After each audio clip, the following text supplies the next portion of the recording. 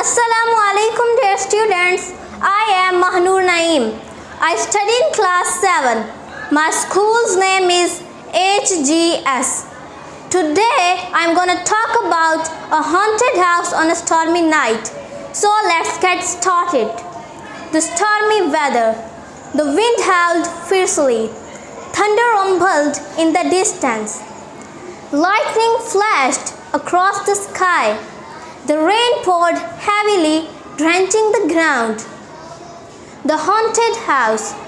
The house was old and abandoned. Broken windows rattled in the wind. The front door creaked loudly. Shadows moved eerily inside. Strange noises. Footsteps echoed in empty hallways.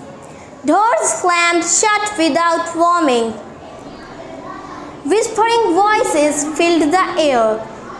A chilling laugh echoed through the house. Mysterious sights.